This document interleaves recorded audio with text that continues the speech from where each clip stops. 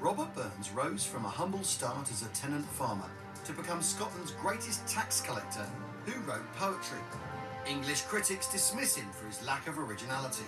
He collected other people's stories and rebranded them as his own. That's gone down well in Scotland. What's more, he was a gigolo who used his silver tongue to talk his way into as many women's beds as he possibly could. But some might say that's a reason to admire the bloke. Burns is sort of, he's the Scottish bard, isn't he? Oh, very much so, yeah. Because, you know, Shakespeare's supposedly the bard of England. No one really liked Shakespeare. Well, Burns was different. He didn't write plays. Right. He wrote love songs and he wrote poems of various lengths. Right. You know, My Love Is Like a Red, Red Rose. Is that what it is? Very famous, yeah. Right. Auld Lang Syne. Yeah. Cock Up Your Beaver. I beg your pardon? That was another one of his. Yeah, because he was a bit of a ladies' man, wasn't he? Yeah, but that was That's more. not what that's no, about. that was about rustling. Oh, right, okay. Which can't happen. I suppose.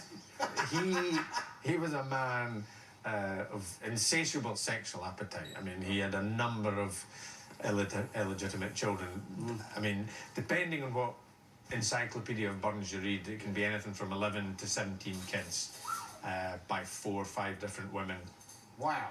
Behaviour that still persists in certain pockets in the west of Scotland. But yeah, I know the address to the haggis reasonably well. Yeah. And I'll explain some of the meaning. Oh, because brilliant. it's Old Scots. And here it is, the haggis. Oh, Look my. at the size of that. Scots everywhere celebrate Robert Burns at least twice a year. On his birthday, the 25th of January, they hold Burns night suppers and recite his address to the haggis before tucking into a bladder full of offal. And at Hogmanay, it's traditional to see out the old year with his poem, Auld Lang Syne. Unfortunately, we haven't time for Fred to recite all 8 verses of Address to a Haggis, so we'll cut to the chase. And then, what a glorious sight. Warm, reeking, rich. Bit like yourself, Al. Yeah, warm, reeking and rich. Yeah. Oh, and there's a distinction made between an Englishman, Yeah. right, and a Scotsman. Right? Poor wretch, see him out his trash, as feckless as a withered rash. Oh. His spindle shank, a good whiplash, his knee a knit, through bloody field or flood to flee, oh how unfit. But mark, the rustic haggis fade, the trembling earth resounds his tread, clapping his wally knee a blade he'll mak it whistle, and legs and arms and heads he'll sned like taps of thistle. Thing is, though, Fred, Oh, what now?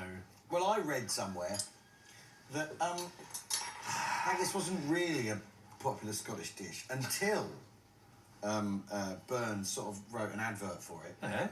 Yeah, okay.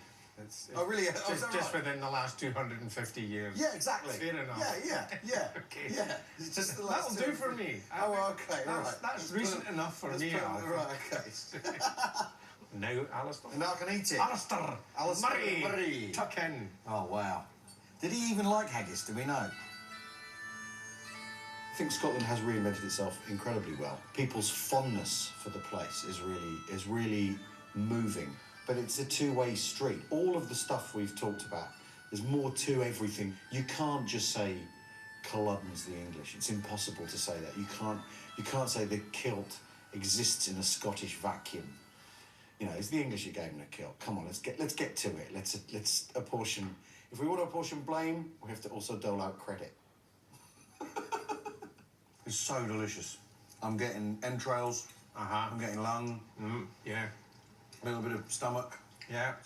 We've displayed a warmth towards Al on his journey around Scotland that I think he might not have been expecting.